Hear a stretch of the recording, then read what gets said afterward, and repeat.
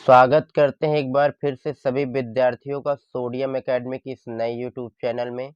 आज हम आप लोगों के सामने रासायनिक बलगतिकी के बहुत ही महत्वपूर्ण बहुविकल्पी प्रश्न लेकर आए हैं, जो अभी तक उत्तर प्रदेश में हुए बोर्ड परीक्षा में कई बार पूछे गए हैं।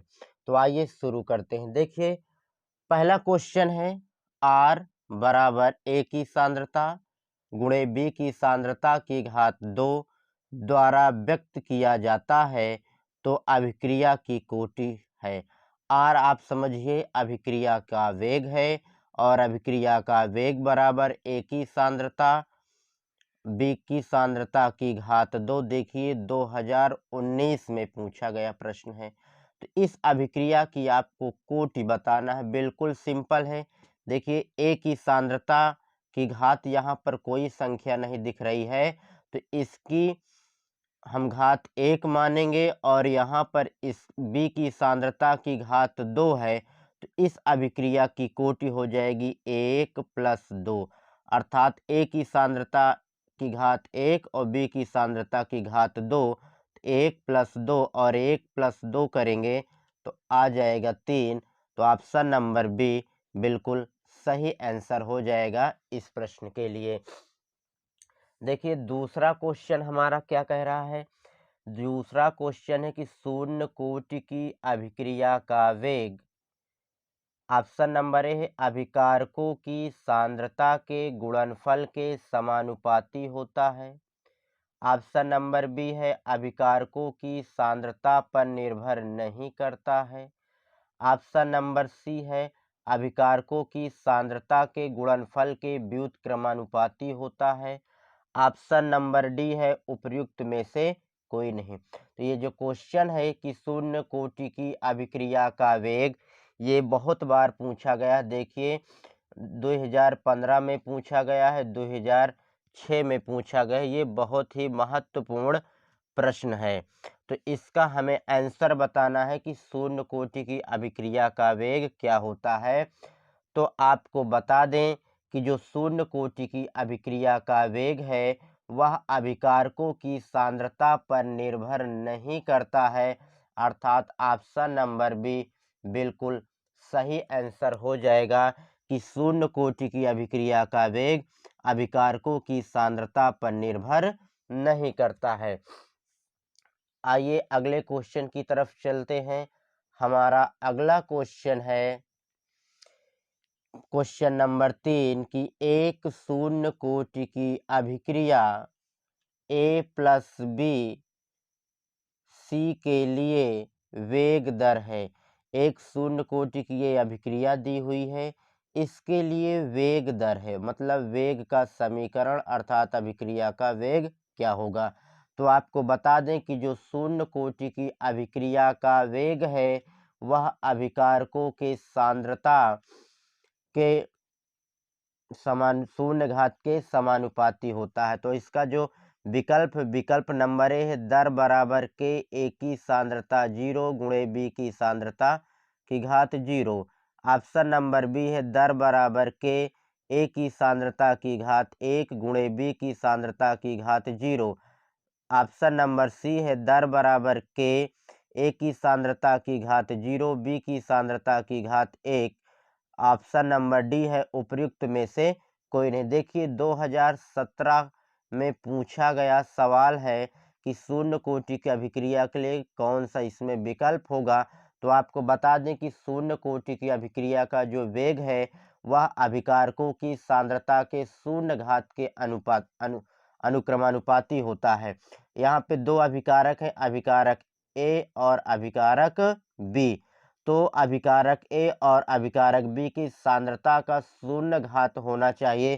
तो यहाँ पर देखिए ए की सांद्रता की घात तो 0 है, लेकिन बी की सांद्रता की घात 1 है। क्योंकि इसका भी 0 होना चाहिए, इसलिए ये वाला क्वेश्चन का ऑप्शन होगा ही नहीं। दूसरा क्या है कि ए की सांद्रता की घात 1 है, बी की सांद्रता की घात 0 है।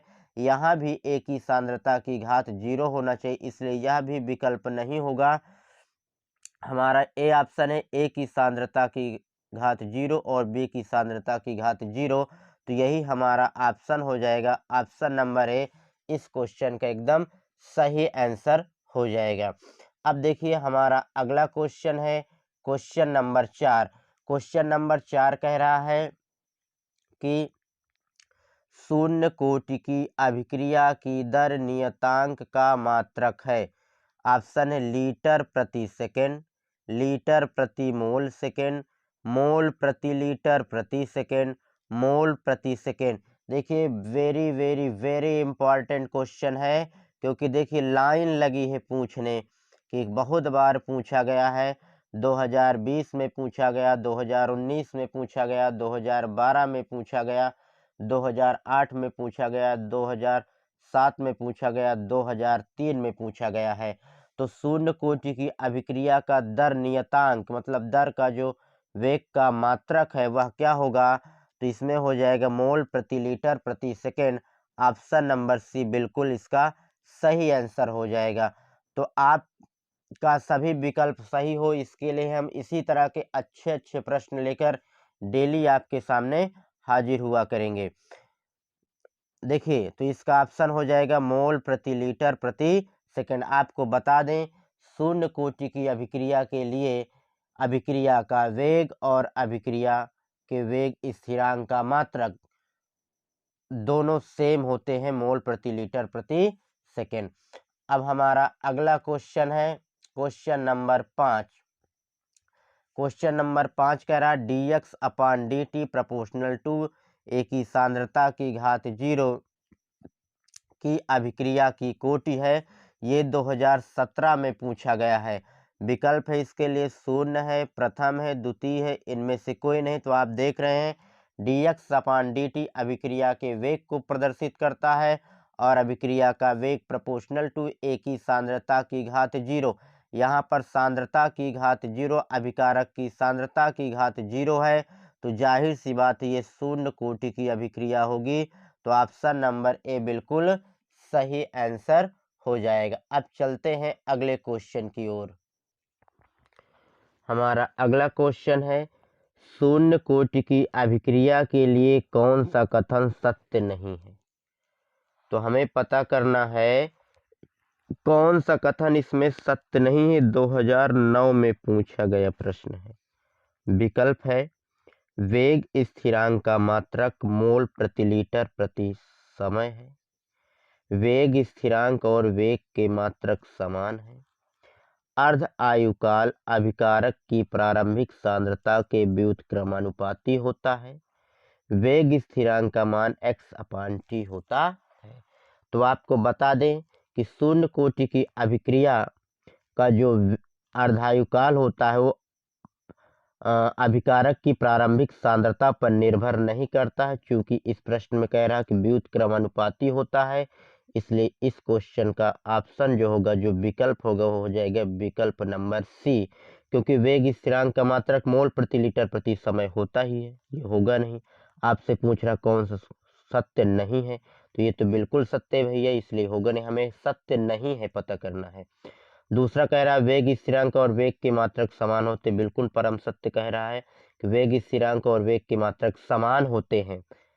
ये सही बात है शून्य कोटि की अभिक्रिया के, लेकिन हमसे पूछ रहा कौन सत्य नहीं है, और ये सत्य कह रहा है, इसलिए विकल्प होगा नहीं। इसलिए ऑप्शन नंबर सी अर्थात विकल्प नंबर सी इसका सही आंसर हो जाएगा। आइए चलते हैं क्वेश्चन नंबर 7 की ओर। हमारा क्वेश्चन नंबर 7 कह रहा है कि प्रथम कोटि की अभिक्रिया के लिए वेग स्थिरांक का समीकरण है। ये भी बहुत इंपॉर्टेंट प्रश्न है, क्योंकि 2018 में पूछा गया, 2012 में पूछा गया, 2011 में पूछा गया। हो सकता है इस बार 2023 का नंबर हो, इसलिए वीडियो को पूरा देखिएगा ताकि सभी क्वेश्चन आप लोगों को अच्छी तरह से क्लियर हो जाए। तो इसके लिए विकल्प है के बराबर 2.303/टी log a upon a minus x on base 10। विकल्प बी है के बराबर 4.0306/टी log a upon a minus x on base 10।